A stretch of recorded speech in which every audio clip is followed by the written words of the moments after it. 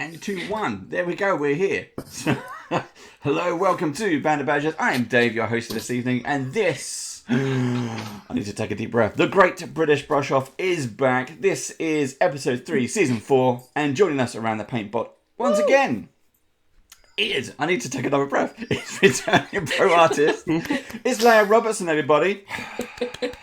Please breathe. There we go. I need to inhale some more beer. There we go. We'll get it in a second. How you doing, LEIA? You okay?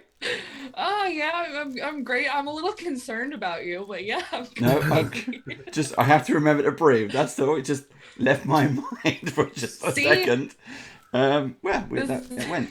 I don't know where it went. But as always, Steve and Joe are here, who are going to be... I was going to say they are going to be desperately hunting to get some gold stars, but I think I'm missing a bit of bling. Joe got the first one, Steve got the second one. So LEIA also said just before we went live, you've got to bring A game. But I'm going to try... We are painting this session. We are painting the Ghost and Banshee from WizKids. It's the Nozor's Marvelous Miniatures collection. This is the Ghost of Banshee. We are going to wrap these open, unwrap these to be open. I don't know. Nope, we're going to wrap them open. Yeah, wrap them open. I don't know, whatever it is now. But anyway, thank you to WizKids, Vallejo, Redgrass, and thank you to LEIA for coming back. Anytime. Thank you very much. What was the last time we painted when you was on there? We painted some alchemists. Yeah. The last time we were here. I actually have all of my Band of Badgers paints lined up all together. They're all just... I was the Shield Maiden before that, right? Yeah, Shield Maiden. Shield Maiden before that. I like that one. I like the Shield Maiden. We were talking about the Alchemist last week, actually. That was Dave's favourite one. The Alchemist may make an appearance in game this week, so that it's ooh. That'll be a first, won't it? One of your own painted minis in a game. I think so. I was going to say no because I was going to say last week Eric was the Paladin, but it's actually the Paladin that Joe painted because his one was better than mine. So yeah, it's not my Paladin, it's that one. But anyway, we are going to be painting one of these. There we go. I can put it on camera now. So this is it. We're going to crack this open. I'm really excited for this. We're going to be doing some of my favorite techniques. Is working on clear stuff. And I bet we'll be able to get to both of these miniatures today, no problem. This is I'm going to show you some like really quick and dirty ways to get these painted and make them look really nice for your table. It's going to be freaking awesome. I'm very excited. Cool. Ooh, sorry, a little bit of my New York came out there for a second. It just slips out sometimes. There we go. Right, so let's crack these open. LEIA is now going to take over the show, so I don't have to. Okay. I should probably switch over my thing, huh? Yep. Let's have a look at these. Boop, boop, boop, doop, boop. Okay, here we go. Don't need those. Oh gosh. Might need that. I was going to say Which one are you starting with? We could start with either. I was debating whether or not I needed the backing paper for my. So these are for my ladies. Oops, I'll put the little light on there. You can see it. Oh. So that is. It's just completely transparent, and the other one is a ghost, which is coming out or passing through rather a headstone, a gravestone. Yep. So we've got a banshee, so that's this lady here, and then a ghost. So if we want them to look a little bit more accurate to like the monster manual, I believe the ghost is more of a bluish white, and the banshee is going to be some like black and gray tones, very smoky. So we're going to be working a lot with our mediums, with thinnings, or thinner mediums, to make some more opaque looking paints. It's going to be Cool. what we're doing today. I completely lost my train of thought. I just realised the picture on the back, when you get in to have a close look, the Banshee has got one of those. So we know she's screaming because that's what the Banshees do. But she's almost got one of those elongated jaws, which looks kind of like even more creepy. Yeah. So might work with a little bit of dry brushing to kind of pick up some of those highlights. Yeah. So I'm actually going to be almost working exclusively with a little dropper bit here because we're going to be working with more liquidous paints opposed to working with more solid paints. I apologize right now for the state of my little dropper ball. My little dropper here. Mine's a mess. It's okay. So a big thing to remember with these, and I know I talk about this a little bit every time I'm on here, but specifically with these guys, because they do not have any kind of primer on them, we can see that like the bases have primer, but the regular miniature is not primed.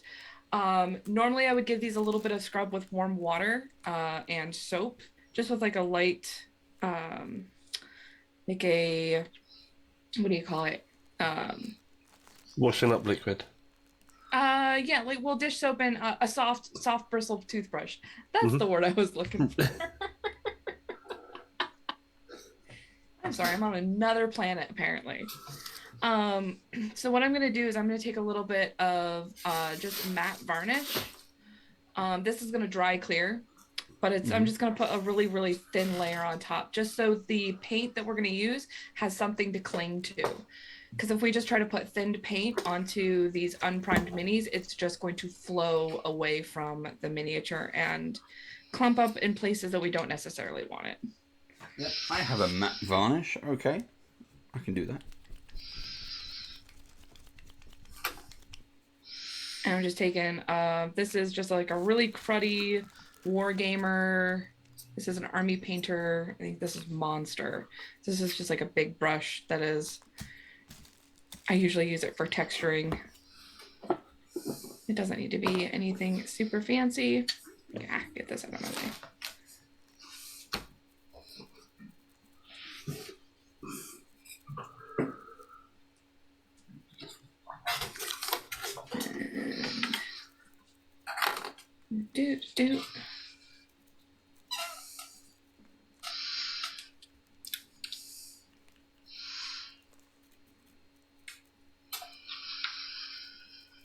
So we mentioned, we were talking about it before we went on air.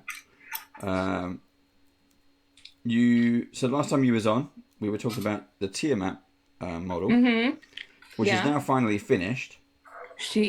What is the next big project? Oh gosh, I don't know if I have a big project. I think I've just got more extensive stuff. I know I talked a little bit about how I am painting an unofficial Warhammer army, but that's just for funsies. I'm on the lookout for my next big project. Cool. Do you go through kind of like fits and starts of you do a big project and then you just want to rest, concentrate on some little bits, and then slowly over time, that kind of the build up, I need something big again. Yeah, a little bit. I keep trying to convince my partner now that we have a filament printer.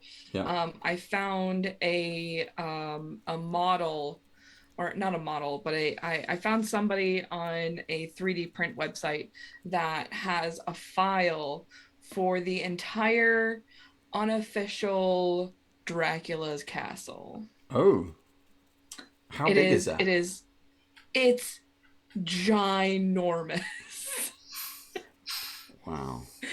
I think like Castle Ravenloft. Yeah. In terms of like 28 millimeters scale, the entire thing. Wow. I'm just... Whew.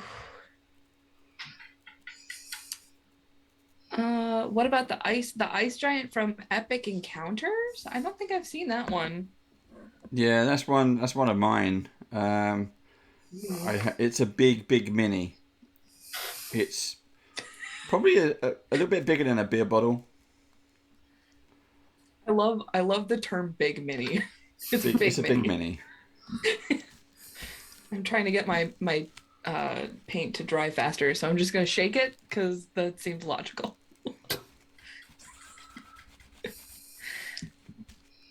Actually, I just realized if I turn on my space heater, that might.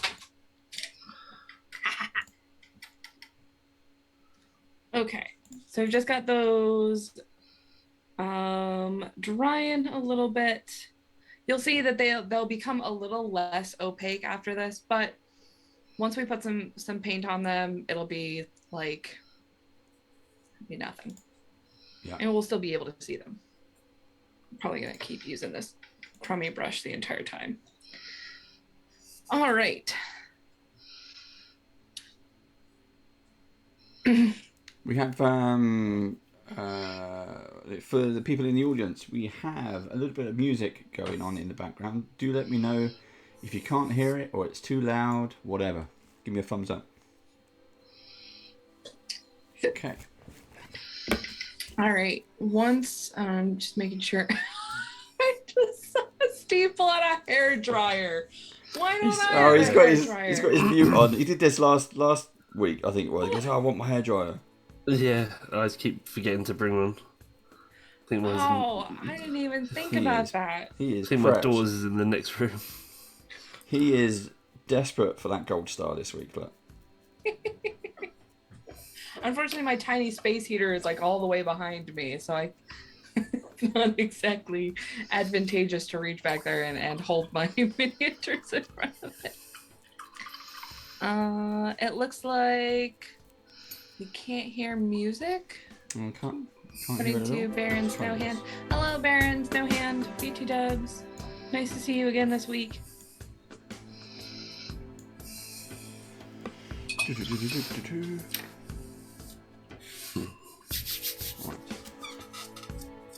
There we go. That looks like it.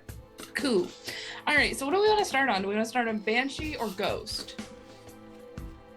I don't mind. Let's start with the Banshee. Start with the Banshee? Okay, cool. So this is going to be a little bit of a test in patience. Okay. So I hope you all are doctors. I'm sorry. I brought the bad puns with me today. So I'm gonna be I'm gonna be taking some of this thinner medium, and I'm gonna take some P3 black, and we're gonna mix this about 1-to-1 possibly. We might have to thin it down a little bit further from there if we want like a nice black, but we don't want it to be too thin, we don't want to be too thick. Okay. Just enough for us to see through it. So, ooh, that was a lot of drops. And I'm going to, I always open this bottle backwards.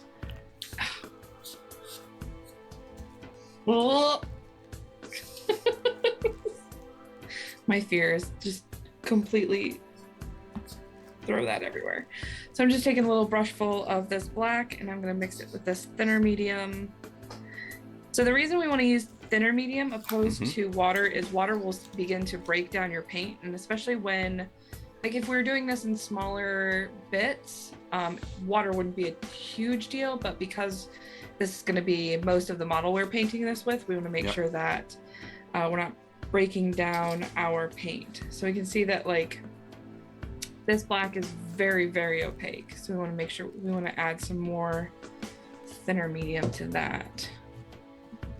So what is the difference? If you don't have thinner medium, you can just still use water.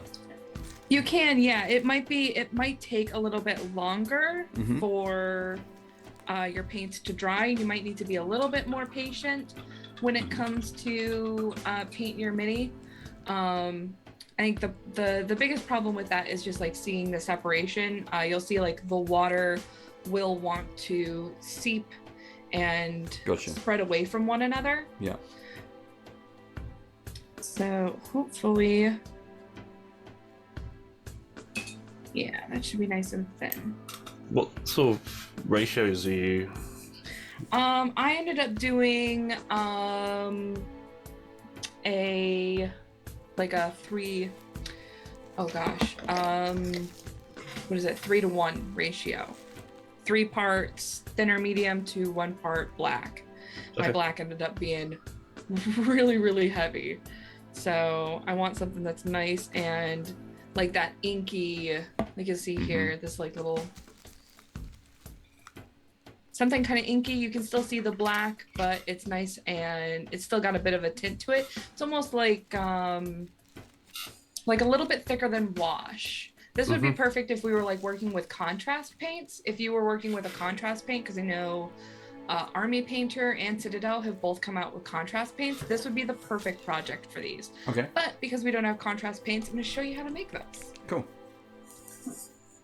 So once we've got our paint in a nice consistency, the way that we want it, we're just going to take, I'm still taking that monster brush that's, you can see it's still quite beat up. But because these are ghosts and banshees, they don't need to be super pretty. I'm just going to take this paint and I'm going to start from the bottom and I'm just going to start layering it up and letting my brush kind of run out of paint. I'm not going to reload my brush as I get further up the model.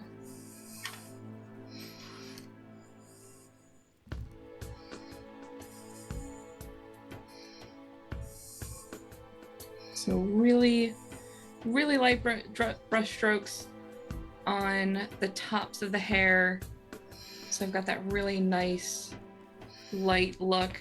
Now, like I might, if I wanted to take some of that off, say I want that to be a little bit more translucent, you just take a little bit of a wet paper towel and just dab some of that off. You've got like a nice translucent, and look at that. That could be done. That could be done if I wanted it to be, but I don't. I want it to be a little bit darker at the bottom. So I'm gonna reload my brush and I'm just gonna do the same thing again. I want a nice opaque, almost smoky black right at the bottom.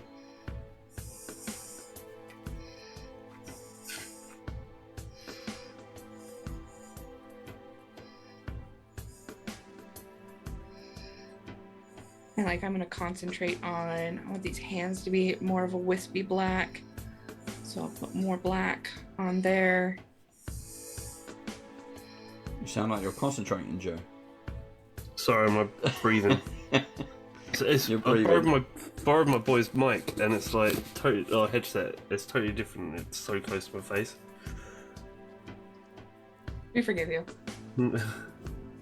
I've moved the headset further up into the thing now. So. And because I want my head to be still fairly light, but I want to be able to pick up some of the details in her face. I'm using a fairly, much like dry brushing, I'm taking a little bit of this this inky black and then wiping most of it off on my paper towel and then just doing a really light brushing so I can pick up the higher bits of strands of hair and then also some of her facial features.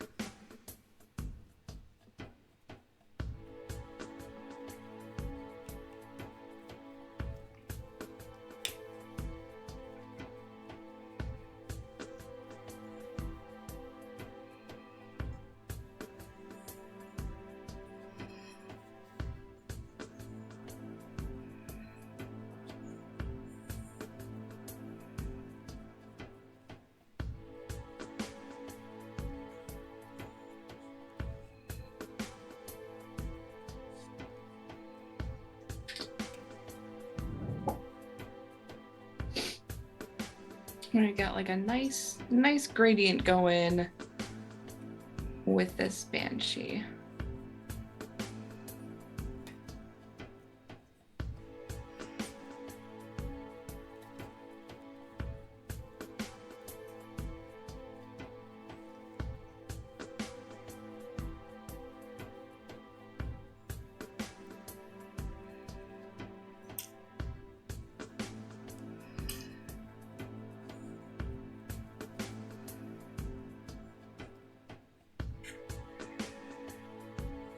You can really, it's weird. You can really see the. I don't think the camera's going to pick up on it, but I can really see the facial features now.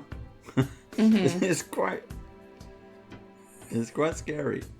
It's a little bit disturbing. Yeah. It's not a happy banshee. No, not quite. I would say. She's got that kind of that weird like zombie black mouth look now. All I've got is two black eyes and this huge black mouth looking. It's pretty.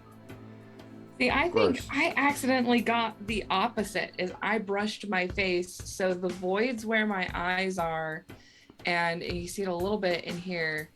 The voids where my eyes and mouth are more white. Yeah. And her face are dark, and then the face is darker, which is very interesting. It's very ovoid. I like it. I've got exactly the same as you. it has dry brushed all the features and left the mouth and eyes opaque. Mm-hmm. I think it might have been because my paint might have dried out a little bit. I'm going to. Can you LEIA doing this approach? Could I attempt to put some colour in the hair? Yeah, if you wanted to try something like that, you would just need to use another like lighter, like take a thinned out color. And if you wanted to go kind of the opposite way, you would just kind of use the same theory. I think I might end up taking a bit of gray, like dark gray dry brush, and go over some of the details, because there are some like really cool bodice details in here that I want to pick up, as well as some of the rips and whatnot. So once this dries up a little bit, I might take some light gray some darker gray and hit her with that. But she's quite a bit wet still, so unless, oh wait, no, that's just my thinning medium actually. Yeah, you can. She's got this. You mentioned the body. She's got this, that kind of big belt, kind of. Yeah. Wrestler's belt. Mm-hmm. The old championship boxing belt. That's pretty cool.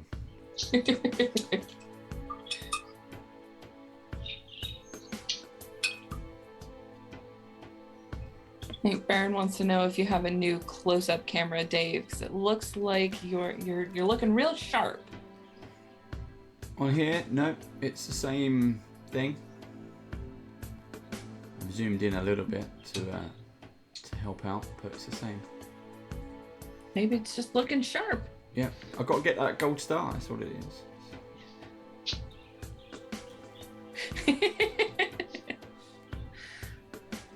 I'm trying to get the base darker. It's like she's got, I think, like 3 or 4 different layers of like rags on her legs. Yeah. And you're trying to get the very bottom layer, the underneath, but it's going everywhere where I want it, not where I want it to go. So I'm trying to. I just put my mini down and now I've got a tiny spider crawling over it. Oh. Just add into the effect. It's creepy spoopiness. It's drawn to it. So I'm cheating. I'm cheating a little bit. I'm taking some dark gray dry brush, and I am just trying to pick up on some of these lower bits here. It's so shiny, you can't even really see it. I might need to go with a lighter color. LEIA, do you ever go to, apart from COVID, do you ever go to Gen Con?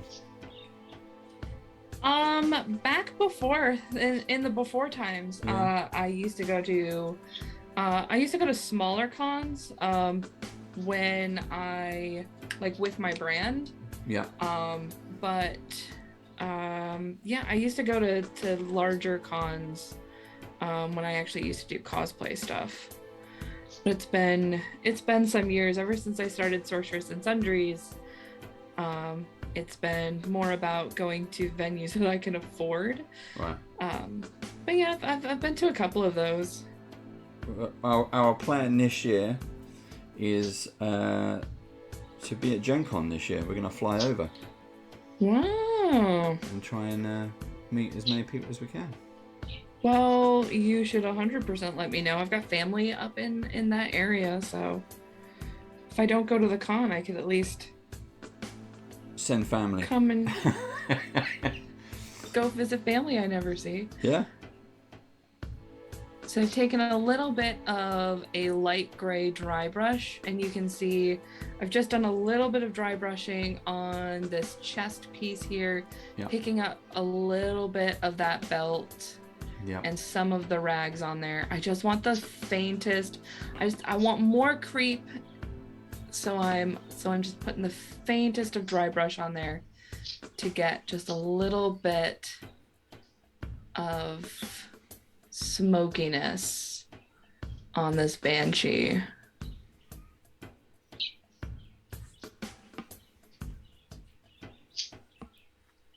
I want max creepiness.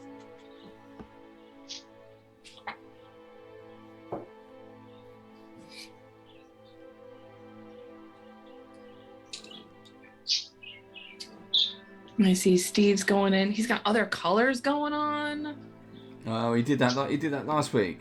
He went completely different colour.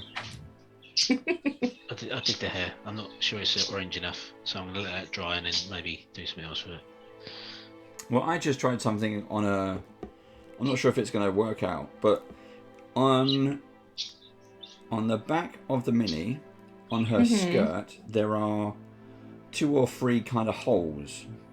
And what I did, I loaded up my brush with a big dollop of the wet black, and then just kind of dripped it in.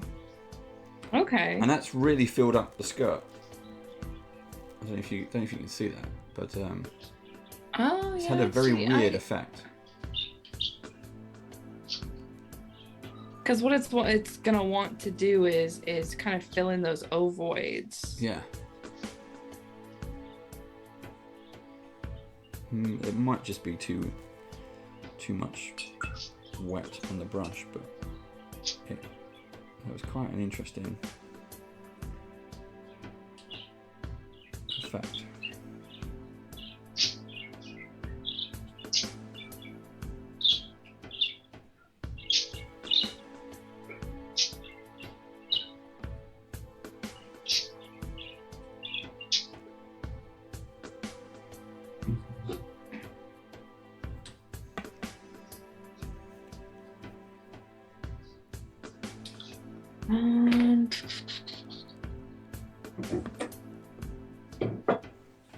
Cool.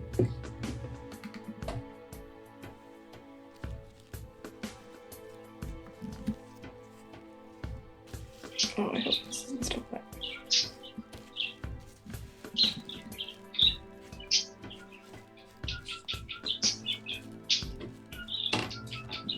Alright, while you guys are perfecting that, I'm gonna go ahead and just paint my ground real quick.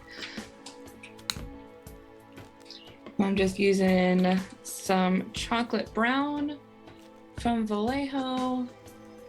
I just the ground that blends it with everything. And then this way I can finally say that I finished some of my ground effect because I always forget it on this show. Always. I end up having to come back the next day to do ground. And you're just, this isn't watered down, you're just painting it directly on.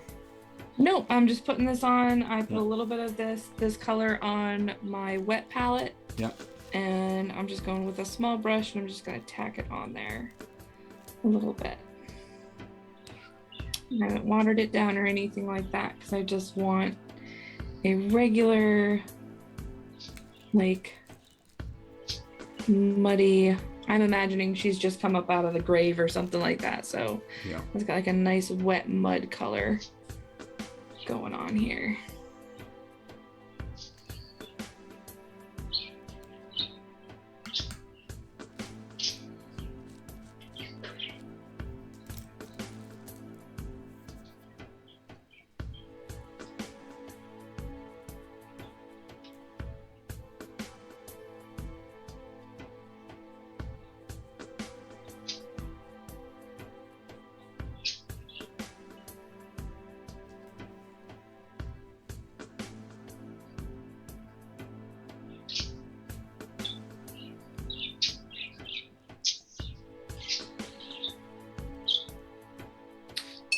All right, let's wait for that to dry.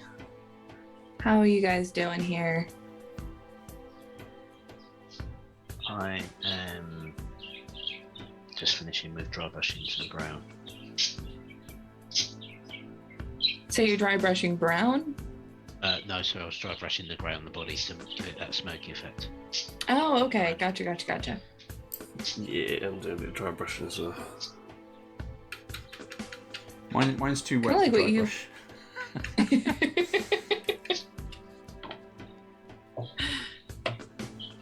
Hey Joe, can you show me your model real quick? Because you've got like a really cool effect going on from what I can see here. I'm kind of curious as to what. Yeah.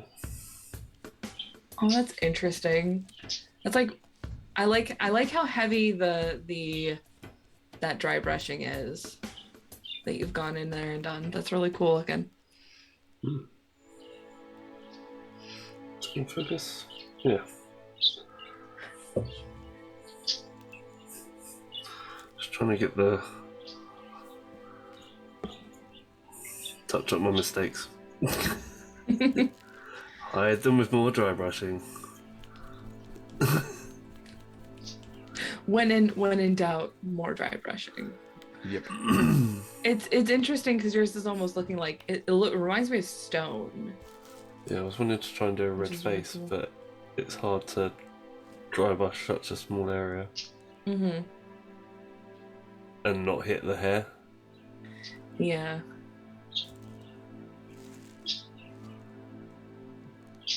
And so you have one of those like little itty bitty dry brushes, which are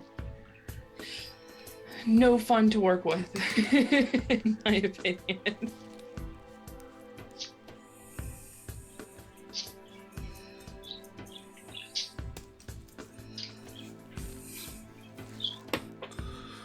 Cool. I think. Trying to get this thing to stay on the putty or whatever you want to call it. Putty, yeah. Pain as well. Sorry, Leia, when you were doing the dry brushing, was there any particular direction to stroke?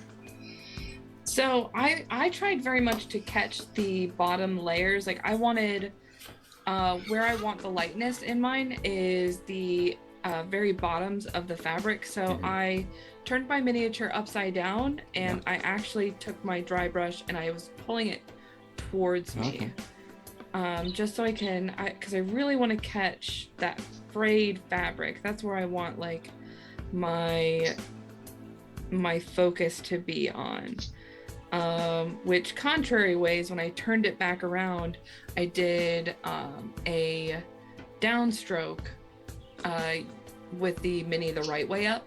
So that way I was like catching the top of the chest, the bit of this belt here, as well as like the forehead, nose, and chin. So in that way, those like particular features kind of stood out a little bit more. Okay.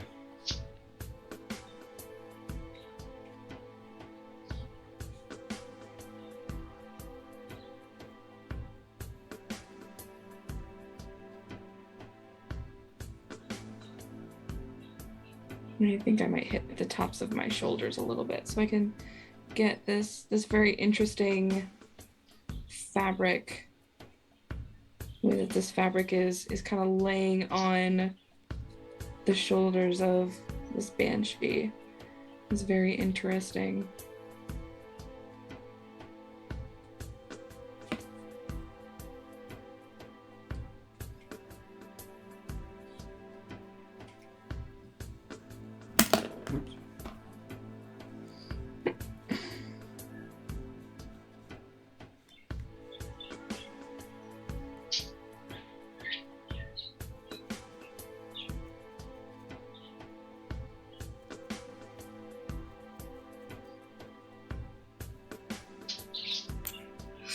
When I was showing my mates the models that we were going to be painting, one of them was like, "Oh, you should do it like a luminous green to try and make it look like Slimer."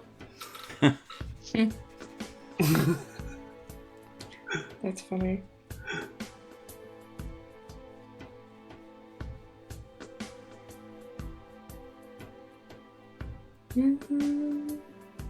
Oh, that's kind of a cool effect.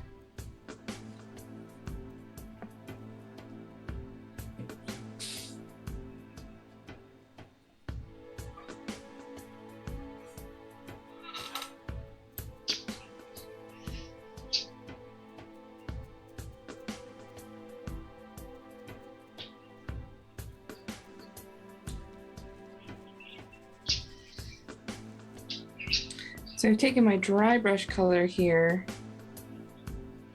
and I started doing something similar to what I actually did with the Tiamat model, which made some of the rips in the wings look really cool. Is I took my dry brush color, it'll focus for me. Stop focusing on the thing in the background. So I took my dry brush color, this like really, really light gray, and I used my dry brush inside these little holes here and just kind of flicked them out. Yeah.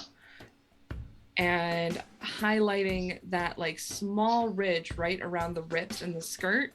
This really nice like highlighted bit around some of the tears in the back of her skirt, which I think look pretty darn cool if it would focus.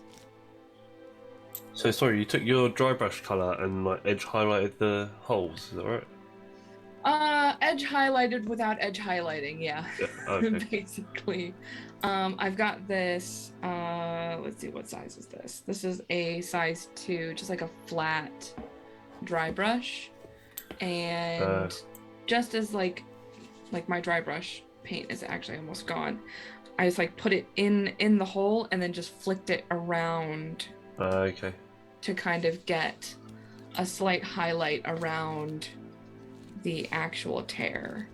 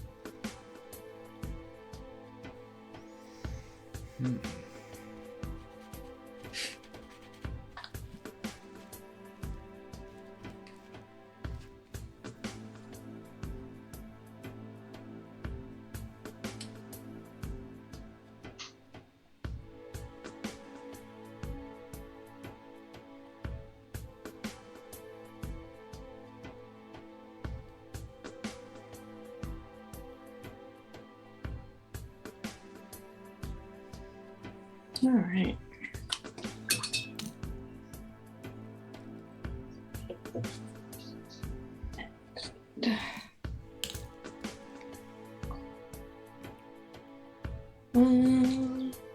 Here we go. A little brown shade for my ground.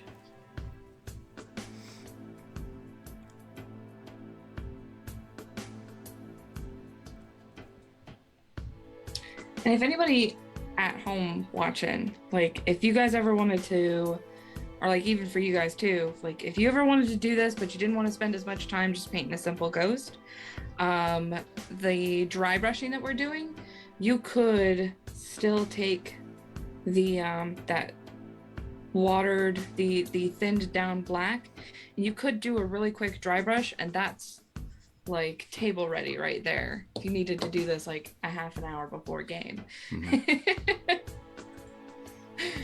Well, I certainly have never done that before. That's not good. Can you see this? What did you do? You just broke the brush. Oh my gosh. Oh. That's some vigorous dry brushing. No. Actually, Extreme. I think, oh, you don't know what? I think I might have glued mine, so I might be fine. This paintbrush, I used to be able to pull the ferrule off of this plastic bit because I had used it for, this is, guys, take care of your brushes. This brush has been with me since sophomore year of high school. That's like 15 years. This brush has been with me for 15 years. Clean your brushes. I literally washed it and then went to pull the like to get a little bit of water off of it, and the whole thing came off. Oh gosh. Get some 5-minute epoxy. That'll fix anything. Yeah. So it's funny story is that's how I can actually pick that giant Tiamat up by the wings, because the entire thing is put together with 5-minute epoxy. Ooh, man, is it solid. So I think I'm gonna call this done.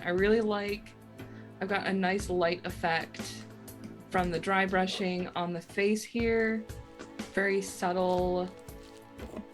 And then I've got that nice darkness going down the back, a little bit of dry brushing. So I think I could totally toddle with this more, but that is pretty good. That's good. I mean, it's one of those things, you're not going to be able to see the complete detail. Yeah. But if LEIA, if you can take some photos and then post them, you can always... Yeah. Have you got access to our Discord? Yeah. Yeah, we've got a miniature painting section there. Just stick them on there if you want to. I'm familiar. There we go. I'll I do need that. to catch up and do some photos of last week's stuff. I haven't done last week's yet, but it's weird. It's kind of like a creepy. She's got a really creepy howling. I mean, she's a banshee, but it's just Yes. There's no way the camera is going to pick this up. I don't think. Just trying to get an angle where you can see, but not quite. I got a nice focus there. it kind of take my hand away. reminds me a little bit of the Weeping Angels from Doctor Who. It's kind of it's funny Yes. because Yeah. Joe's reminds me of the Weeping Angel because he's got such the heavy dry brushing. yeah. Now granted, I've never watched Doctor Who, but I am familiar with this character that you. See, now you need to go back and watch the first episode of the Weeping Angels, and then you won't go to sleep. Ever. I've seen a clip, and I'm like, why? This is terrifying. The I one think- that freaks my little sister out was that kid in the gas mask. Yeah, I was just thinking that was Whatever it is. that was scary. A little boy in a what was it, a World War II gas mask, Yeah. and he goes, "Are you my mommy?" It's like, no. Turn the TV off. goodness. Pull the plug out. Yeah. Let's just Why go do you hide in the enjoy corner. this? Because it's Doctor Who. It's what kids grow up on. But Yeah. it's also there to scare the adults as well. You just turn around and there's this like little 5-year-old in a gas mask. Are you my mommy? Oh my like, gosh. No. Run away. That's funny Yeah. because Nope. my partner really enjoys Doctor Who, and I just haven't ever picked it up. And you're not helping me. You're not helping convince me that I should watch it. I'm not convinced. I'm sorry, Dave. The Weeping Angels was a very good story. Again, just find out, Google it, find out what the first episode of Weeping Angels was, and just watch it, because it is scary. It's up there with The Ring, scary. And this is family entertainment. What? And Up there with. when you see, God. the Japanese version of The Ring, or whatever it is when you see that girl climb out the TV and come towards you, it's Yeah. like that. Mm-hmm. Yeah. The Japanese version's way better. Yeah, it's like that. I It's feel like scary. the Japanese version is better than than most other adaptations. Yes. Dave, is your model still? Is it still wet or is it Yeah. just shiny? Well, because I dropped the because I put droplets in those holes. Oh. The droplets eventually came out. I mean, what did you think was gonna happen with that? I don't know. I was like, oh, it's magic. It just it had a really nice effect. It's magic. And then it just went everywhere. I think it looks like Joe is ready to move on. Steve, are you ready to move on, or would you like to? I'm just gonna dump some ink on my base, and then Okay. I'm ready to move on. Yeah. I can prolong this. You don't know what? I think I've got some really cool. I set these aside. I wasn't sure if I was going to use these. I set aside these really cool little grassy Oh, yeah. effects. I feel like these would look really cool. I've got some of them. Where are my tufts? There they are. I don't have I any. did. I've got some. We dead got your grass. top. Now, have you got the dead grass in that one, Joe? No, Yeah, I got this is all like the dead Oh, green. yeah, I've got the one that Leia's got. Yeah. grass. I can't get the top off my glue. Are they? There Haven't you got self-adhesive ones, or do you glue them still? I've never used them actually, to be honest with you. I always put glue on them. I have no clue if they're self-adhesive or not. It might be. They I might do be doing have this little too things on the wrong. back, but then they sit a bit proud if you don't glue it as well. Where did I buy these? I can't even remember why I bought these. I bought them for a model, and I can't remember what model it was.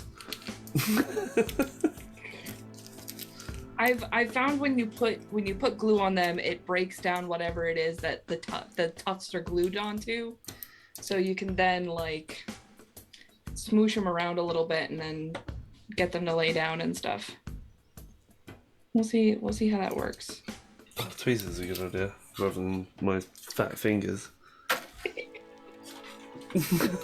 Work smarter, not harder. I also Yep. have fat fingers. I can actually. Oh my gosh. Guys, I'm gonna glue something onto a base. New Leia, who did?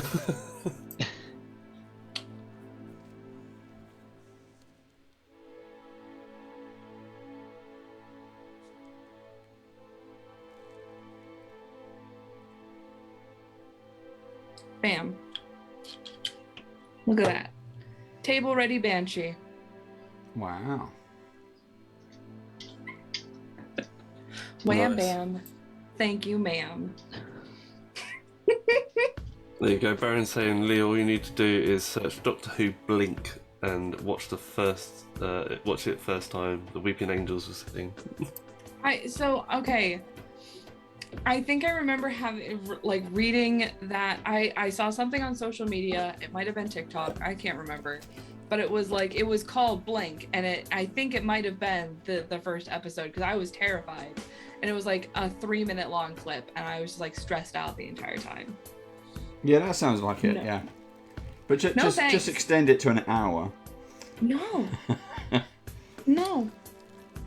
Don't want to. No thanks. I have a really hard time with that kind of horror.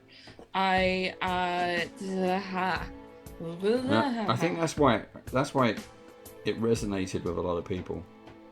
It was one of those things. Yeah. It is scary. And something as well that's supposed to be so innocent that you might see in cemeteries anyway. These are cemetery angel stone statues and things like that. That's supposed to be a sign of good, or peace, or tranquility, or whatever, and used in that way. horrifying. Yeah, Thank you. my pleasure. All right, so we're gonna do a little bit of the opposite with this, but we're still gonna use our. Ooh, I love when you open up paint and it just comes out without you squeezing the bottle. So I'm gonna use a fair bit amount of thinning medium with some white. And I want to get that really, really thin. This is going to be one of those times where you probably don't want to use water with this, because with how thin we want this we want this to be thin on the consistency of like an ink. Mm-hmm. This will absolutely break down your paint, and it will be sad. You can use water. Just be. very patient with it. It'll work. Trust the process. And how many drops to water? How many drops of paint to water? Well, so unfortunately, my white just came out in a big splooge. So I couldn't give you an accurate. I did 3 drops of water to a amount of paint that came out of my bottle. That was probably way too much. I had no control. Guesswork. Here we go. It's guesswork. It's really thin. Like, think of it, you want it to be on the consistency of like almost a wash. So I'm adding actually 2 more drops of thinner medium because I probably had like a large dollop of white. So like I've got it on my paint here. Like I just severely loaded up my paintbrush and it's almost completely opaque. We want that to be really, really, really thin. And Joe's already doing something completely off the rail. I was literally about to say, can I give something? He's picked a different colour. Yeah. So with this, I'm back to using my really messed up brush. This is the really, really, really thin white, and actually what I'm going to end up doing, because this is almost too white for me, is I'm going to clean off my brush, and I'm going to take this clean brush with no paint on it, and I'm almost just going to try and sweep off some of this excess paint. I always think these see-through models would do really well if you could put like an LED in them. Yeah. I think we said that before, but if you had the patience to do it, you could absolutely do it. Like for instance, with like the elemental ones would be really cool because you could like bore right through them.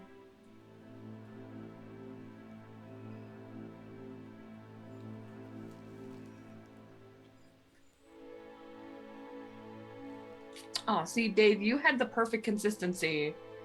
Mine was way too thick, so now I've got like my ghost almost looks like frosted glass. But that's gonna be okay. We're gonna continue to trust the process here.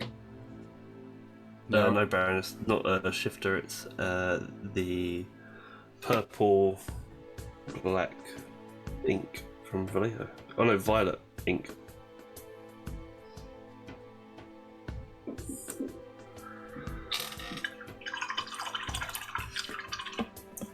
Because purple's one of my favourite colours. What? You don't say. All right, so I've got this kind of frosted glass color with my miniature, and now here's the problem: is now I've painted this like white color, and we almost can't see any of the details in this absolutely beautifully crafted model. So what we're gonna do is we're going to take a little bit of sky blue, and we're going to use the paint that we've already put together. We're going to put a little bit of blue into it. I'm actually going to continue to water mine down a little bit, so it's a little bit of a thinner consistency. But then we're going to do something very similar that we did with the Banshee, is we're going to take this little bit of blue and we're going to put it into our white, and then we're going to just brush it over the top to try and catch like kind of the high points of our model, so we can get some like nice tinges of blue. So that looks like essentially what we want it to look like is all of the places where there is more ghost look a little bit more blue. Like we can almost see that they become a little bit more corporeal in that aspect. I don't know if that makes any sense to anybody else. Yep. I'm just gonna take the smallest amount of blue.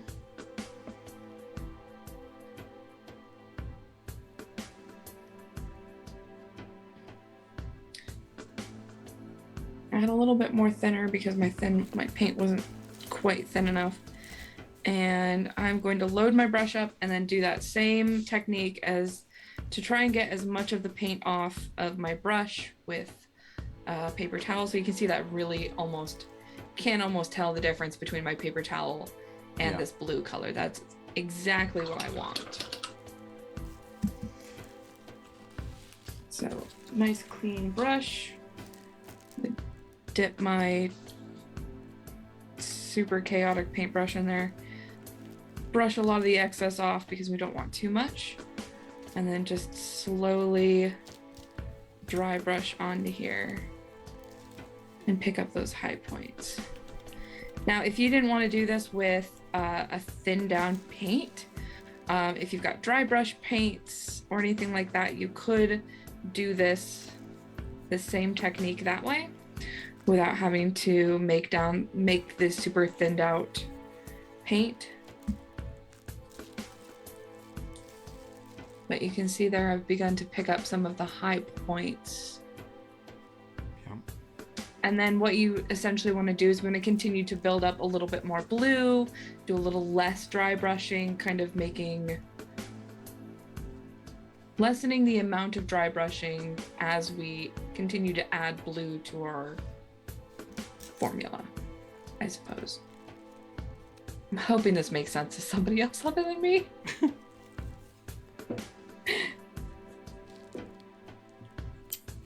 Yes. Yeah. So you're sort of picking up your the higher and higher points of the model. Yeah.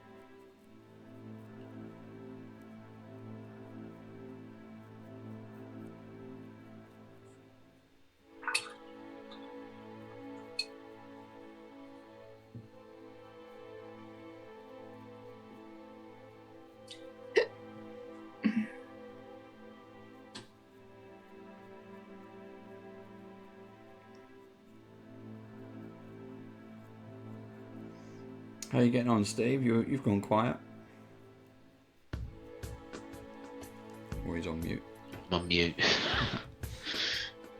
I don't know if I've grasped this one.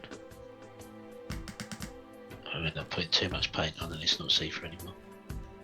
So I'm trying to resign myself to just darkening the areas. Almost like a wet blend, but with the thin paint.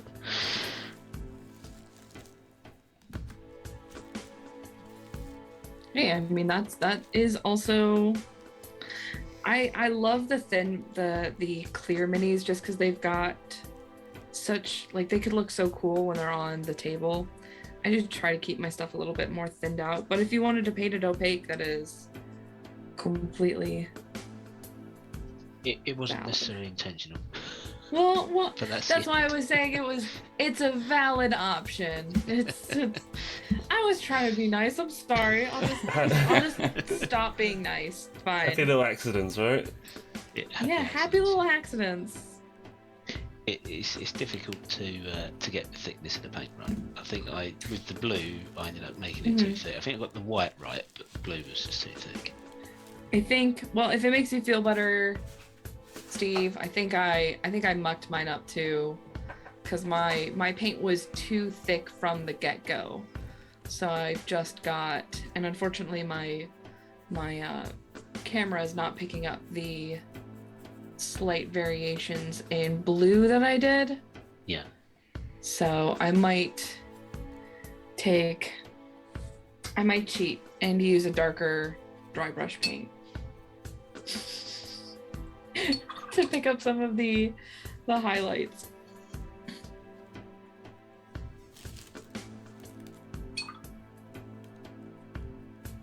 or some of the high points is what I mean.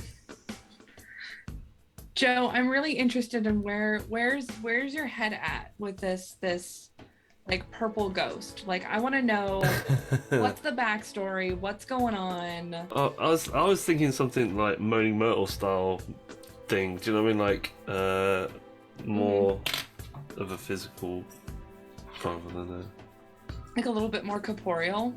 Yeah. It's kind of cool though. I like that. I think that looks kind of cool. I've tried not to like dry brush the bit in the skirt and stuff to keep it a bit darker. But yeah. That's super cool.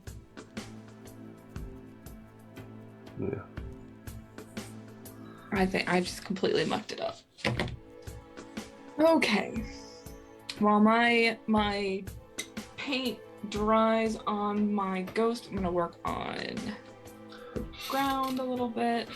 Right. What colour tombstone are people going? I was gonna do I've got this really nice, this is my favorite stone color. It's a game color. It is Stonewall Gray. It's a little bit more in that like neutrally brown. It dries, this is like not even the color it dries as. It dries really pretty. So it'll be super interesting once it dries up. It's my absolute favorite gray.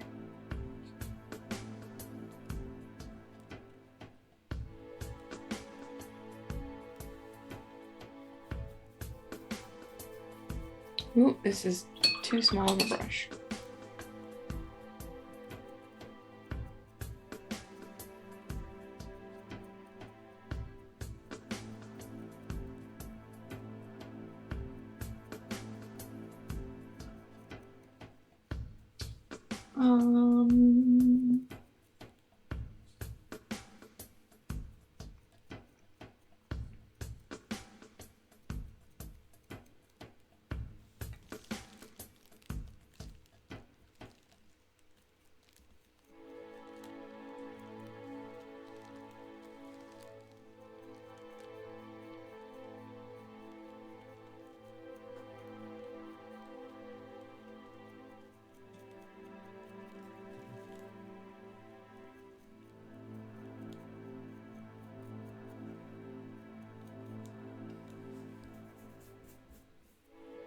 I'm gonna go for another like fresh grave look on this gal.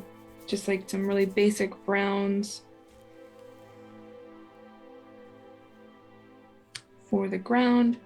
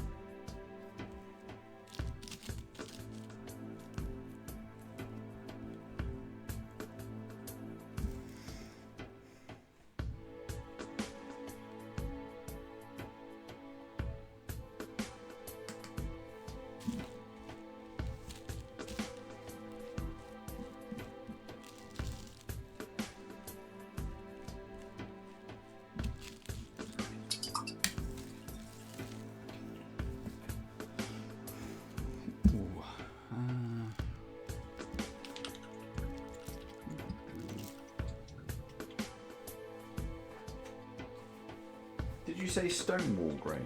Oh yeah. Yeah, I think I put That somewhere. another gray on the list, but if Joe can paint his ghost purple, I can use my favorite gray. Yep.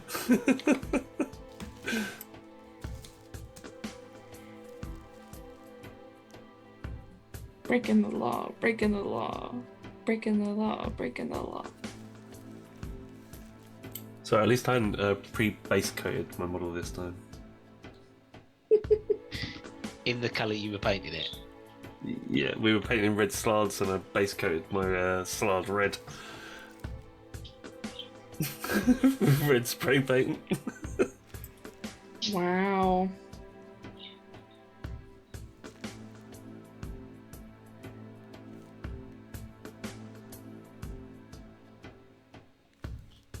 Yeah, so hi, welcome to Brush Off, and I'm done. You did spend a long time doing a edge highlight. That was an exercise in patience. Yeah. I don't possess that level of patience. Yeah, You have to have a special kind of patience to do edge highlighting. Oh yeah, we got to the end and I wasn't even finished.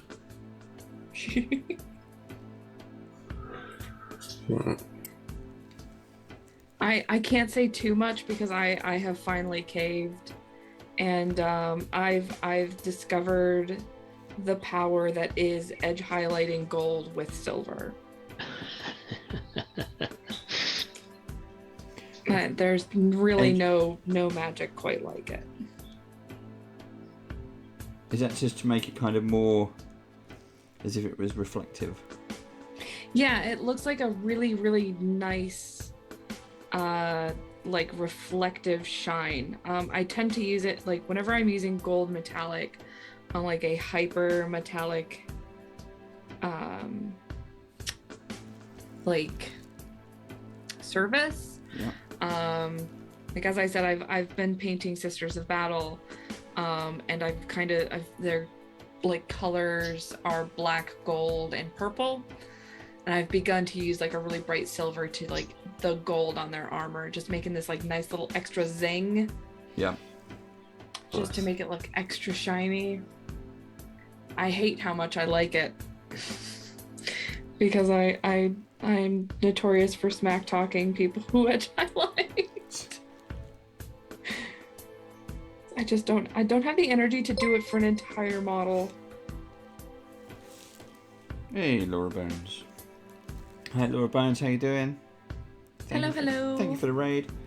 We are trying to paint ghosts. If you're into miniature painting, Oh, I'm sorry. I'm not painting on camera. give it a go because it's really, really tricky.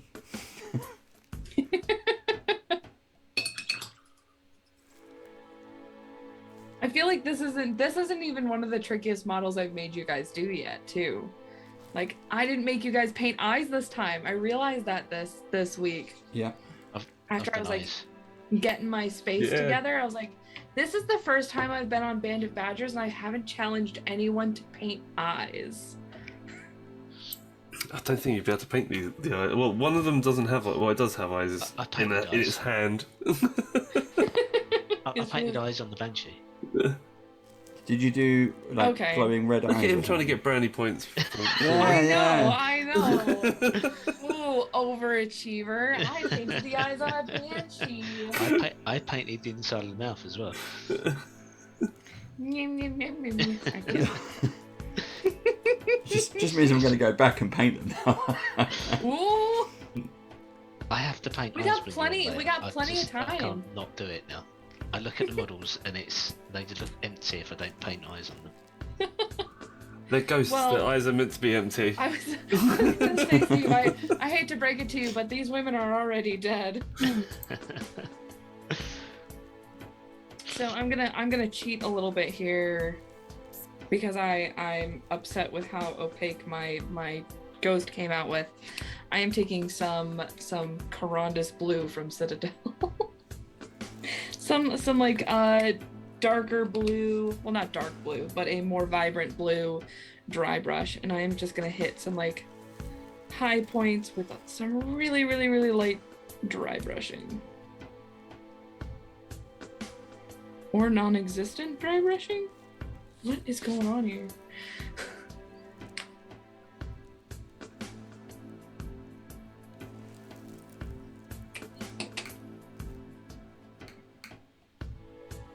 Get the paint to come out of the pot and onto my paintbrush. And from the paintbrush onto the towel. It does not seem to be making any difference on the model.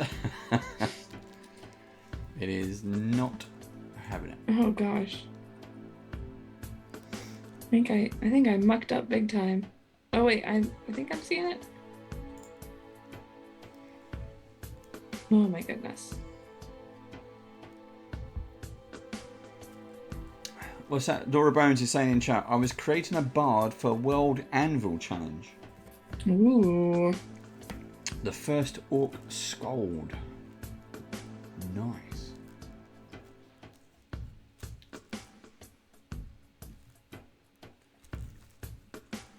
Ooh. Right. This is tricky.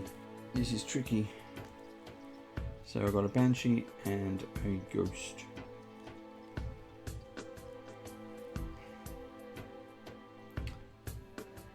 I'm gonna... Steve, what colour did you do the banshee's eyes and mouth? Oh my god, everybody's... I did the eyes. Yeah, look, I'll put it on camera so you can see.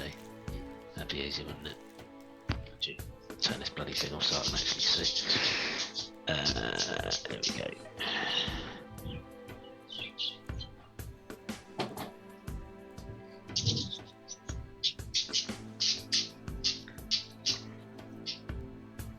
Oh wow, yours is well, it needs to focus, but it looks more silvery.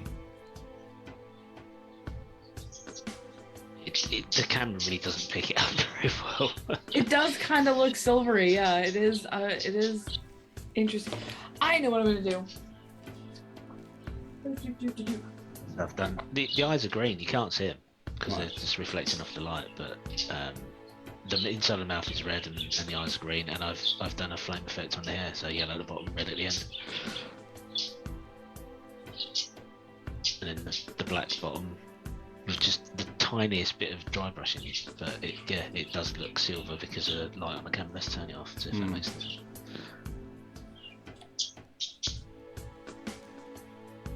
All right. Oh, pray to the gods a little bit here and hope that this works. I'm gonna try and take a little bit of blue wash. And I'm gonna water it. Well, I'm not gonna water it down, but I'm going to put some painting medium in there. Thin it down real good. Oh, that was way too much.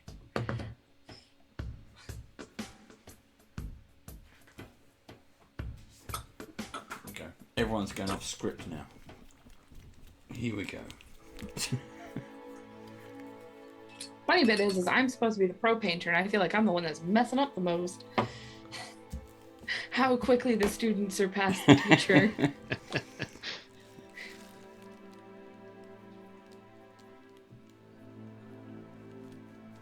Shouldn't say that. How long have you guys been doing brush off? Like a year now, right? Dave's got 46 hours. Are you keeping the tally? Yeah. So the brush is weighted for a week for painting that.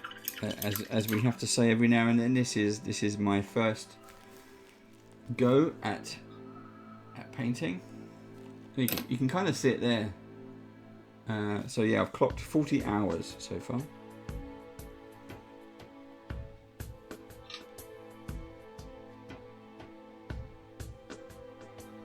Yeah. But like talking about the slide again, your one from last week, Steve, was really good. Thank you. That's the one I've been most pleased with actually.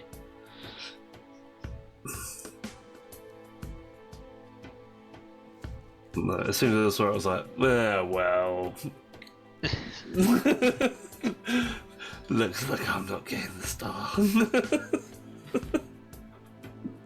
I will say it has been really cool to like come on here every once in a while and seeing how much you guys have really improved. Like I think that's just the coolest. It's nice when you hear that because you don't always notice that you're actually making any improvement at all. Other than I suppose doing it on camera and to a time limit and being able to finish something for a change. There's the improvement there, but with your because often you try something new and you think, has that really worked? Does it look good? And I'll look at it on the night and think, yeah, that looks good. And then I'll look at it the next day and think, God, that looks horrible. But like, even on that slide, I dipped the eyes the same way that you showed us how to do them before. Well, that's cool. So, you know, there's always little bits and pieces we've sort of picked up from yourself and various other people.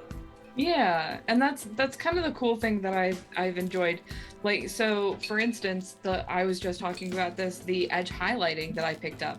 That was from, you know, the stream I do on Wednesday nights with my Aussie buddies over at Split the Party. If it weren't for the fact that they recommended that I begin to do that on some of my gold bits, I probably would have never tried it. And it is by far the coolest thing in some of my power suits for my sister's army. Like, so it's just like picking up really cool techniques from other people that you know, I don't know, I think it's just really cool. So I took a little bit of blue wash, a smidge of blue, a smidge of black, and lots of thinner to make a bit of a wash to just kind of pick up on some of the low bits of this mini. And I think I'm a bit more happy with her than I was a little while ago. It's not perfect, and I have definitely lost the opaqueness of the clear resin, but I'll live. It's saved. It's okay. Uh-huh. It's saved. It's a different direction. It's safe. Yeah. This will definitely match though I've got some other ghosts that I have. Actually, these ghosts and banshees in particular. I've got a bunch of them down in my kits. This ghost will definitely go perfectly with them because they're like some of the first stuff I ever started painting, so they're not that great. What was the first thing you ever painted? The first thing I ever painted was a rogue who was so a little bit of backstory here. And I do have like a classic arts background. And I started a Curse of Strahd game with some of my friends. And one of my buddies was like, hey, you like art stuff. You should try painting minis. I bet you'd be really good at it. You should give it a shot. And we went and picked up like 5 paints because I told him that I would not be convinced that you needed any more paints other than red, yellow, and blue. Because just quickly looking at the shelves and racks of paints behind you. Yeah, all the same colour, red, green, and blue. Yep. Yeah, there's various tones of red, yellow, and blue. Yeah, various tones of red, yellow, and blue here. Or combinations of those 3 colours. You want to know what's sad? This is just what I can fit on these shelves. I still have boxes of paint over there that it's like, now I've got an airbrush now. So now I have like loads of airbrush paint that I don't have places to put. I'm drowning. But yeah, one of my buddies told me that I should try painting. So the first miniature I tried to paint was actually a WizKids miniature. It was a human rogue because what was it? Volos had just come out. Oh yeah. And I was playing a Tabaxi rogue. But I couldn't find any Tabaxi miniatures because they hadn't come out with them yet. So I painted like a human to look like a Tabaxi, which didn't work. It was just various blacks and grays and whites. But I ended up painting miniatures for the whole party. I still have them actually. Just because they're sentimental. We still play with them too, every once in a while. But that's nice. They're not good. They're pretty horrendous. was back before I did eyes. Miniatures only got eyebrows back then. That's still a good start though. I'll go anywhere near the face at all. I'm just blob paint over it. I thought they looked weird without any kind of facial features or anything like that. So I began putting eyebrows on them, and it wasn't until a dear friend of mine now that I had met at a convention. I was selling my miniatures at a convention right before I had opened up my Etsy shop. Eric Mengi, I think he's been on yeah, here. We know Eric. Yeah, so he's actually the person who challenged me to paint my first eyes because he commissioned a couple of miniatures from me, and I was like, hey, I finished them, but I didn't do eyes because like I'm really not good at them. And he goes, I don't care how long it takes you to finish them. Figure out how to do eyes, and then I will take them from you, because he had already paid up front for the miniatures. And I, like, a week later had gotten some, like, really rickety eyes in there. And I continued to learn. I continued to go back. I went to GM Lee on Twitter, who is an amazing artist, and asked him how he did his eyes, because I noticed he did the black. He did the black around the eyes, and I absolutely loved that, but I couldn't figure out how he did it. I did that last week, and I was trying to follow your techniques as well, and I kind of did the eyes, and I did it was the red slard, and just eventually laid it on, and then I did a vertical slit for the iris, and it was just enough. The other that was one eye. The other eye didn't look so good, but yeah, that was. Eventually, you get the symmetry down. It happens eventually, slowly, but happens. But it is that process. Like he has a YouTube video on his I think it's with like Mage Incorporated, or I can't remember exactly because it's been so many years. But he sent me this amazing video that he had done about how he does like skin tones and eyes and stuff like that. And I followed that every time I did a miniature until I could do it without having to watch the video. And here I am teaching you guys how to do eyes. And you guys are learning. It's so awesome.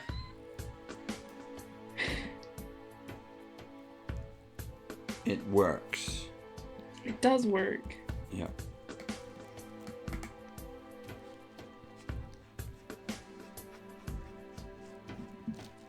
Oh man, I'm gonna have to do that on one of my Wednesday night painting streams, as I'll have to bring up all of my old painting stuff, and show off all of my really embarrassing old paints. Leia, what is my favorite mini to play as and to play against? Ooh, I am a really big fan of dynamic miniatures, I guess. As far as play against, big stuff, big things that you can put next to your miniatures. Like I'm a very big that I've painted big stuff. This Tiamat behind me here is about 1 foot and extra tall. She's huge. I have a Demigorgon over here that's about the size. Oh wait, no, he's back there. He's about the size of my head. I love painting big monsters to put up against regular miniatures to show like, this is how tiny you are compared to this giant monster. Behold. That's actually the reason I have a giant Tiamat, is because I am running a Tyranny of Dragons game,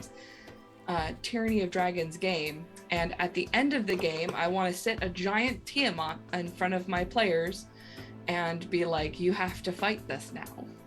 Have fun. I painted it, now fight it. Yes, I painted it, now fight it. The other good thing to do with giant minis is just to have them just sat there so that your party can see them. Right here. And just constant fear and just never put it on the table. Although the only people in my party who have seen the Tiamat are my partners who are in the D&D game that I run. But this is very much, I did that with the Demigorgon, where it was sitting behind me the entire Out of the Abyss game. And then finally I was able to reach back and get it.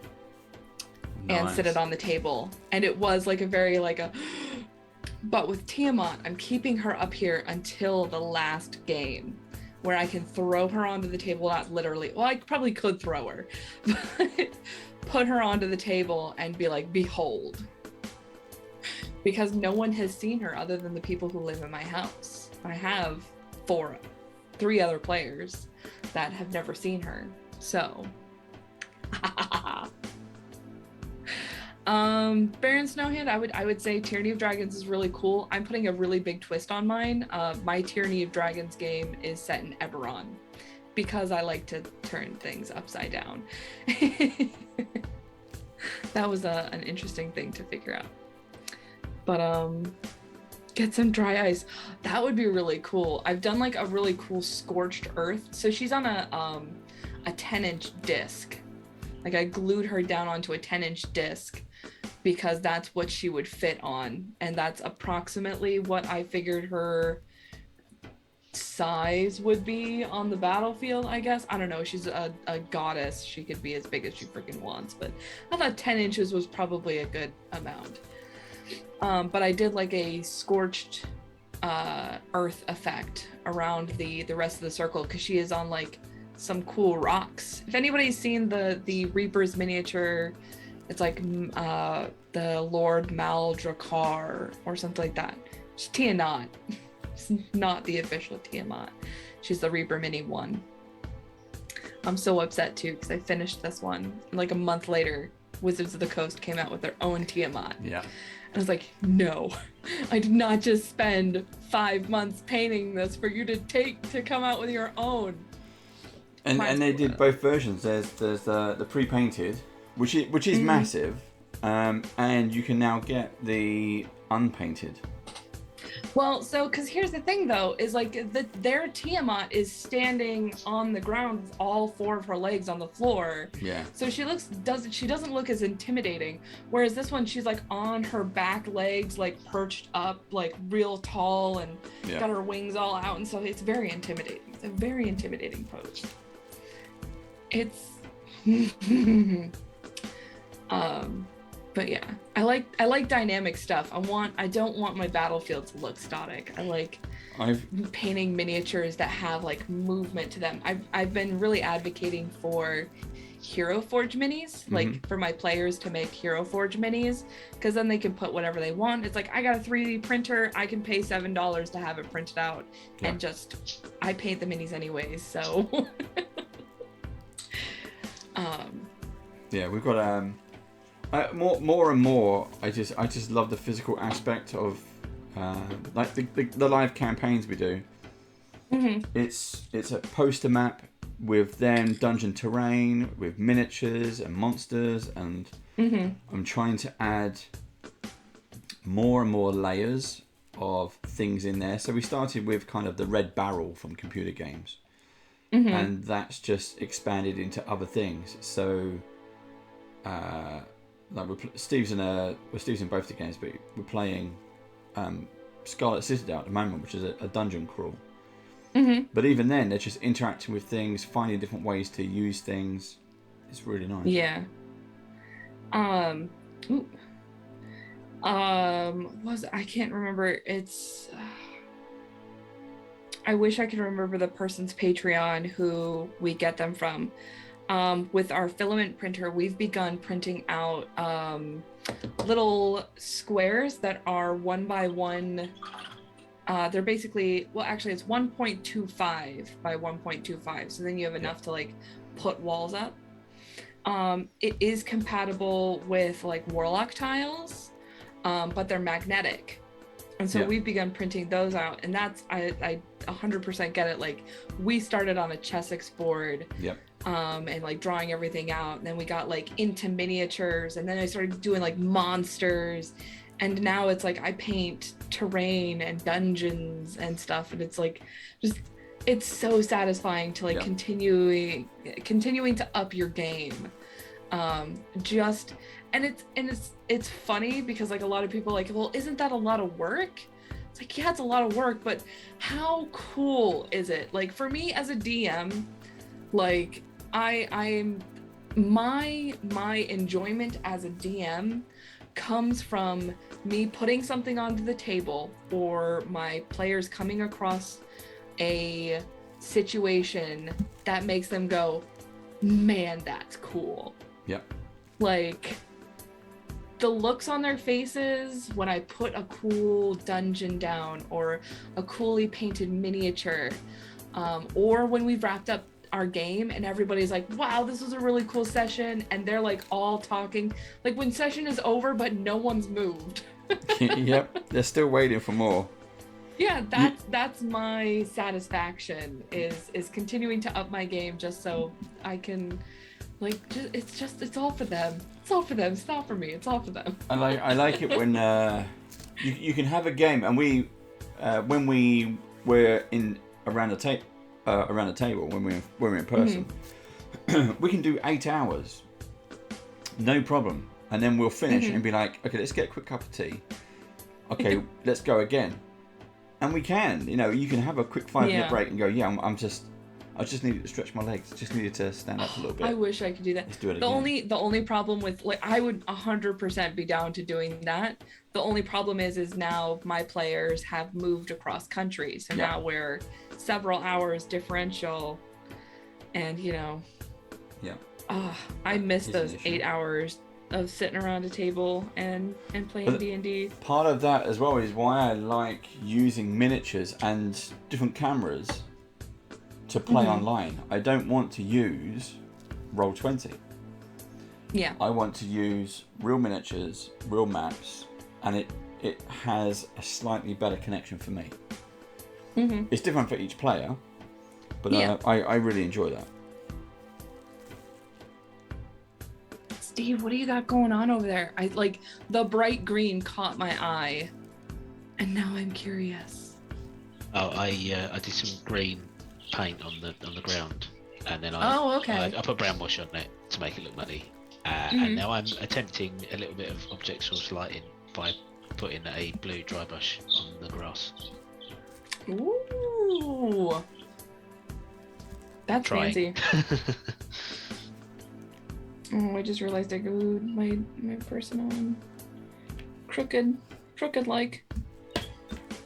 No cripes. He's up to mischief. I expect that from Joe, less than Steve. Maybe that's just.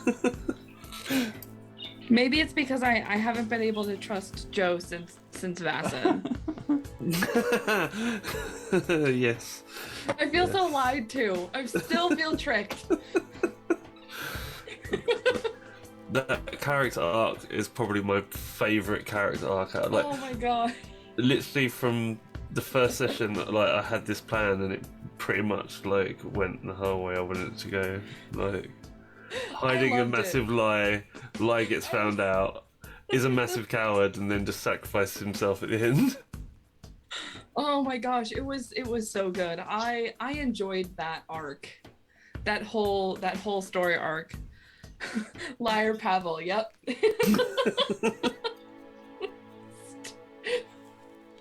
I remember vividly when that scene was happening and I was painting and I was listening to the VOD and I was painting and I remember that happening and I had to stop. And it was like he was lying the entire time. I was so furious.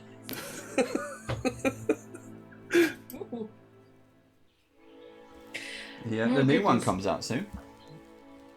There's a new Vezin. There's a new Vezin book coming out soon. Isn't it set in like England and Ireland, right? Yep, it's the UK, the British Isles, and it's got Leia's name written all over it. Is what it's got. I definitely don't own all of the Vasen books now, for sure. I'm trying to convince my home game to like play a couple of rounds of that. Like, let's just play a couple of sessions. It'll be really fun. And everybody's like, oh, we don't want to learn a new like play style. And I was like, but it's really easy. Yeah, just literally next time there's a break in between games or you got time for one shot, just put something together. Oh. It's so good. There's because you like Vezin, you'll probably also like the One Ring, because that is very, very good. That's if you're a fan of Lord of the Rings. But of course. Yeah. But I'm actually, speaking of Lord of the Rings, oh, this is really exciting. So tomorrow I'm doing a charity stream with Eric Mengi, who co-wrote the Moonshays. They're doing like a Moonshays charity. And I get to play basically a rider of Rohan, and I'm really excited. Like, I'm way more excited than any person should ever be. But like, I grew up loving the Riders of Rohan, and when he was like, oh yeah, they're basically like, you know, Rohinians and from Lord of the Rings, and I was like, you're kidding, right? Because it's kind of like my dream. Yeah. So excited. So I've been watching. My son has watched the first and second Lord of the Rings films and loved them, and I'm trying to get him to watch the third one. And every time I'm like, "Should we watch it tonight? Can we watch it tonight?" He's like, "Oh, I just want to play computer games, or I just want to do this." And it's like, but we watched the first two. Yeah. Can't watch the third one. Did you not like them? Oh my gosh. But he did. He absolutely loved them. That's funny. Just tease him. Like, you know what has to happen. You gotta see what happens. The thing is, I think he knows that I really want him to sit and watch it, and therefore he's just like winding me up by going, no. Oh, he's just being a tiny jerk. I get it. Yeah. I thought he was going to say a tiny Joe, and I was going to agree with either one of those things. So yeah. I mean, yes. He is also a tiny Joe. These are facts. Oh shoot, what was I gonna say? I think it's funny. I told my father recently that I listened to the audiobooks for the Lord of the Rings because I feel like I can't remember what kind of sparked it, but I was like, you know, I've never actually listened to the original stories, and I'm way more into books than I was, you know, as a child and stuff like that. Because I remember when the movies came out, my mom was like, oh, I want to read the books now. My dad's like, you're not gonna want to do that. So my dad's a big Lord of the Rings fan. And he was very excited to see it. My mom actually kind of liked it, which was weird because my mom's not really into fantasy. She's like, yeah, I think I'm gonna read the book. And my dad's like, you don't want to do that. Now I know why. I enjoyed the books. I thought they were fine. I prefer the books to the film, actually. Really? Yeah. I haven't read the books in years. I've read them like a couple of times, but I think the first time I read them was when I was like 12, wasn't it? I read them when I was camped in the Middle East, in the middle of the desert.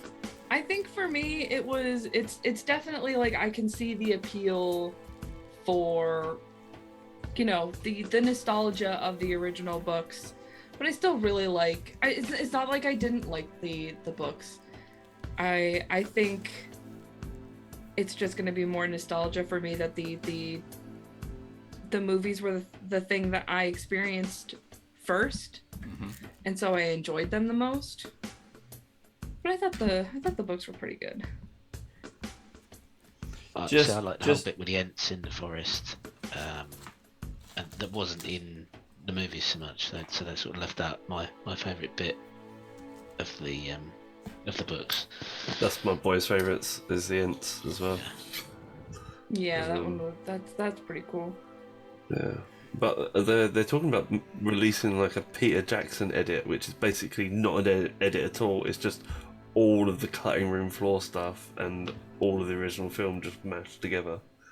So it's gonna be like, I don't know, 8-hour long films. We are now 2 minutes from Brushes Down.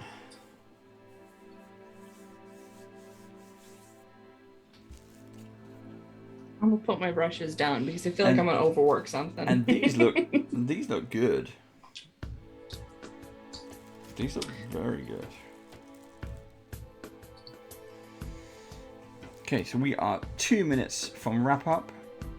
At that point, LEIA will we are 1 minute, get to judge us to see who gets the gold star. Yeah, I get to judge you. Because that's the brush. Oh, goodness. That's the brush off. We need to do a different brush off. We need to put pro artist versus pro artist. Yay, Steve's losing. He's messed up in the final minute. I have messed it up. Bloody dragged wet paint when I should have been dry brushing. Oof.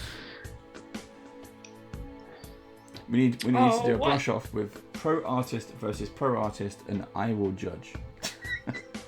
I will award the gold star. And then we do it as a league. So you got to stay on the longest. Yeah. Oh, I'm winner down. stays on. Winner stays on, yeah. All right, but we gotta get Joe in on this, right? Because I feel like Joe's got an unfair advantage every week. What do you reckon, Joe? You versus you versus pro artist. Not anymore. I think Steve's definitely catching up from last week. We do a red corner and a blue corner. I'll be the referee. Oh, look out now! Oh, look! Got some orange on the paintbrush there. Here it goes. Let's go for the dry brush and technique here. Oh, did you see that? It's a matte gloss. Did you see that? You know what? You could do that. You could do that. I would love that, because here's the thing: is like 2 pro artists are gonna be very quiet. Yes, I think we have to dumb down the time so you get 1 hour. Yeah, I think speed painting, like proper. Speed painting. Yeah. I would never get anything done. You get 1 hour to paint the same mini. No holds barred. What else can we do? You can any paints you want. Sign me up. I want to do that. The Great British Paint Off. Ah! Yes! Look, you've already got a name. Look at that. It's the same name. We already called the Great British Brush Off. You can't say a paint off. Yeah, it's a what's it called? What's it called with it? The International Brush Off. Yeah. You know where they make a show from a show, like Spin-off. Spin-off. Thank you. That's what I was looking for. Right, we are 1 minute past. I don't like these tiny bases. Right. So, brushes down. Everyone take a sip of cup of tea or whatever you need to do. And LEIA, over to you. Let's see what they're supposed to look like. All right. Can I put my cap on my glue? All right. Cool. So my tufts don't count because I'm not a big fan of the tiny base on the black. But let me get all my stuff out of the way because it wants to focus on my background. So we've got miniature number 1, my Banshee. Focus. Don't want to focus. I like the way you've done the hands actually darker. That looks really good. Yeah, I was trying to do that and I just couldn't. It just wasn't coming out. But that makes it. Yeah, I think I really like that, and the dry brush down to kind of catch like this, the chest, tops of the shoulders. Yeah. I think she looks nice and spoopy. Yeah, exactly and seeing that as now, the rags on the dress. Yeah. Can see a little bit better some of my dry brush in there. So Soup's cool. Actually turned out all right. And then we've got my Ghost, who turned out less all right. Yeah. So she didn't turn out as clear as I wanted. but I got some tones of blue in there, using some like blue wash to kind of pick up some of the low lights.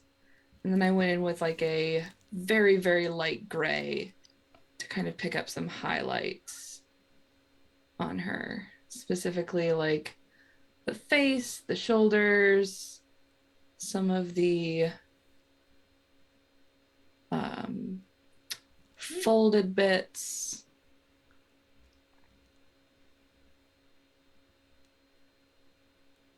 I think she came out pretty all right. Yeah. I like the colour you've done the tombstone. Well, thank you. Stonewall Gray. Game Paints.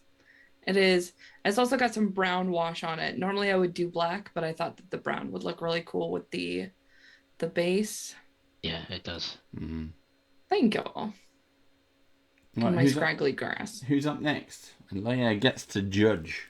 Leia, you can switch your cameras around as well now if you wish. Cool. Yeah, let me.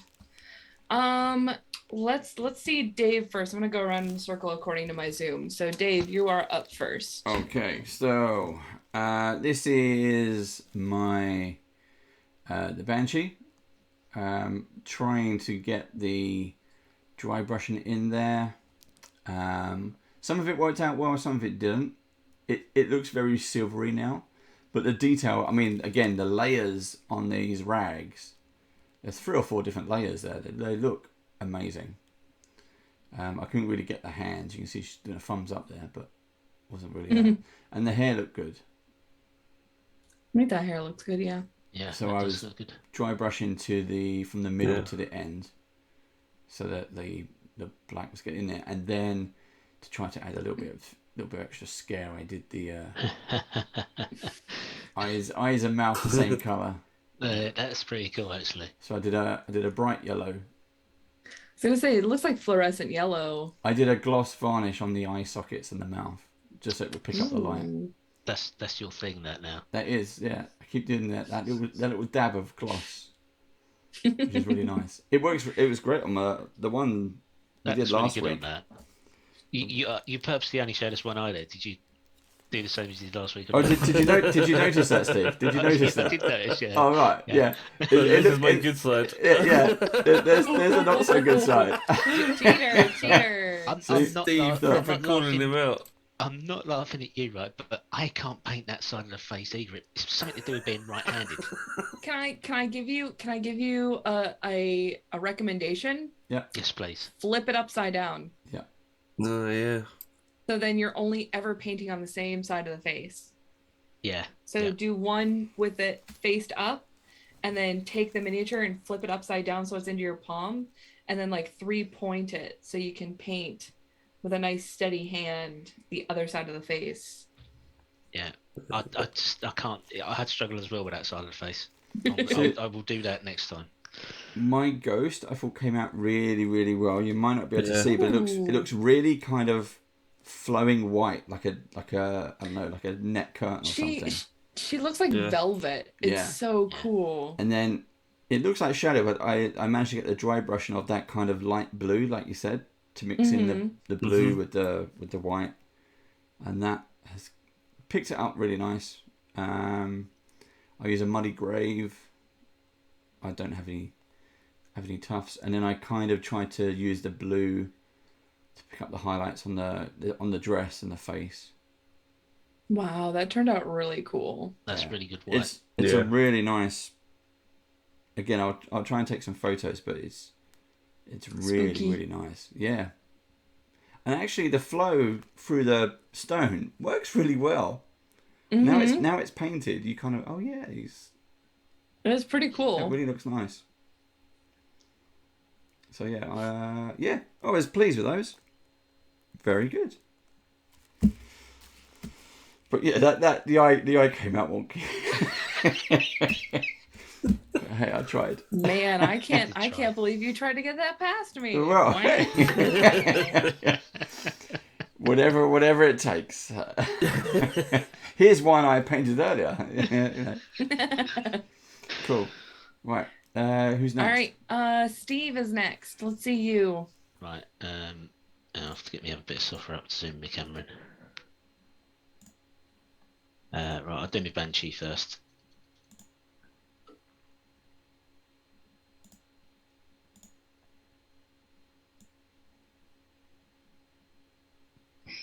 Yeah, it looks like metallic. Reminds me of some horrible thing out of Transformers or something.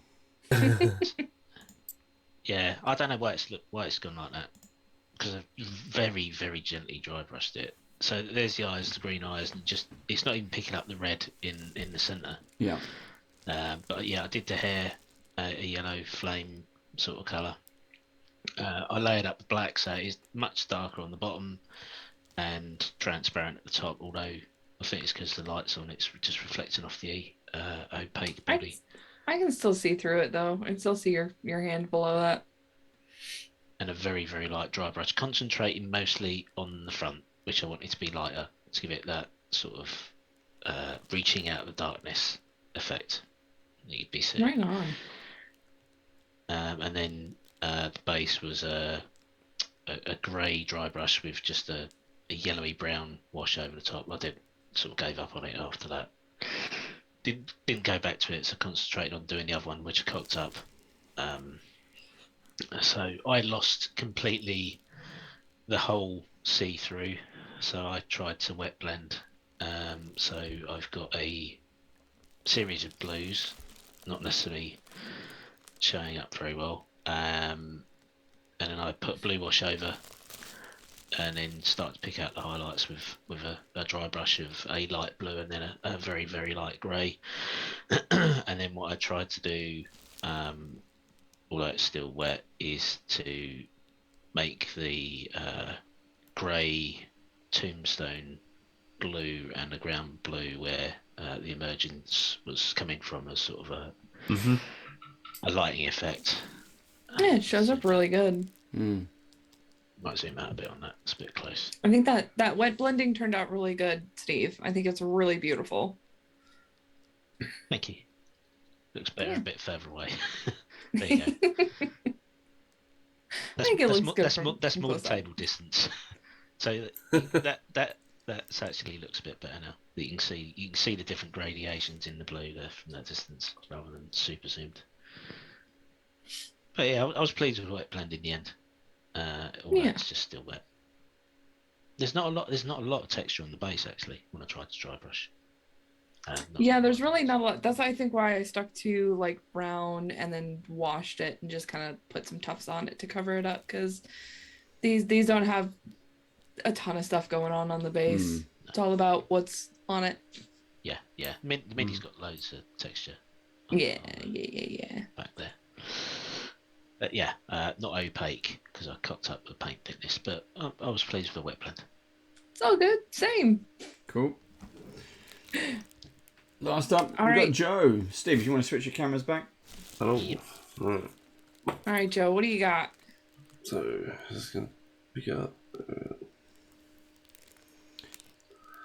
So yeah, I tried to go through a sort of, like I said, purple, thinking a Hogwarts ghost was what I was kind of aiming for.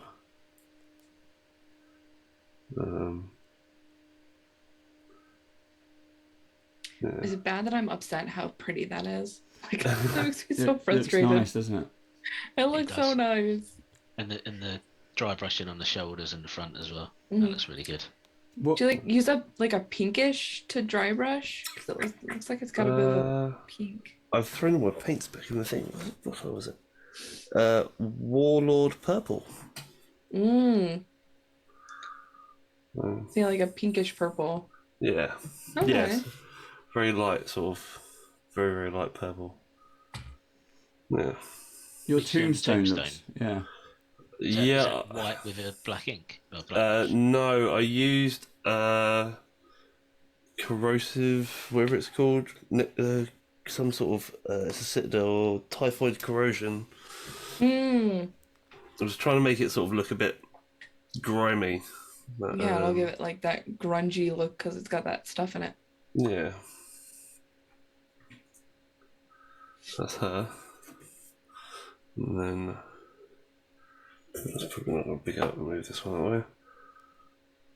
Yeah. Yeah, it looks like it's metal, doesn't it? Wondering if it's the thinner, because the thinner makes it look really, really shiny. Yeah, possibly. I tried to, as I say, do this guy do that. Try to do a red face, but it's kind of just gone in a mouth and nose. So yeah, like I always like painting these like clear ones. I think they've got. And I went really heavy on dry brushing the bottom half and sort of leaving it towards the top, apart from The the hair. face don't look bad actually from that distance. I'll try and get to I think it definitely works. focus. It's really hard for it to pick up the face, isn't it? Yeah. You have to see if you can get some photos. Yeah, yeah. I'll dump some pictures as well on the Discord. Yeah. Cool. Right, there we go, everybody. Now, something that Leia hasn't seen, unless she's been watching the previous episodes, we are at the upgrade moment, which means we have special effects. There is no, well, I was going to say, literally no expense spared, which is pretty much correct. We now have, if Leia's watching this live on Twitch, she might be, she might not be. There is now a gold star spinning around the screen. Where it stops, no one knows. That's part of the. I still think you need twinkly star music, like sounds in the background. Twinkle, twinkle, twinkle, twinkle, twinkle, twinkle, twinkle, twinkle. Yeah, there is no expense, let alone no expense spared. Yeah. So, Joe, while you're putting your camera back to normal, Leia, there is. I can't do a drum roll because I've only got one hand, and so someone else has to do a drum roll. Joe's putting his camera back to normal. Leia, who is the winner of this episode's gold star? You've got me, you've got Steve, you've got Joe. Digga, digga, digga, digga, digga, digga. I can't do a drum roll. I thought Steve was trying to do it, but he can't. I'm gonna have to say Joe. I hate how much I loved his stuff and how it came out. I'm so frustrated that purple ghost just looked so pretty. Thank you. And I really dig the dry brushing on your Banshee. I think it came out really pretty. So a begrudging winner. Your stuff looks so cool. I hate you. Yeah, that purple looked really, really nice. It was bang on. It was bang on, and I was so frustrated that I didn't think of it. Yeah. No, Joe's winning speech there. Yeah.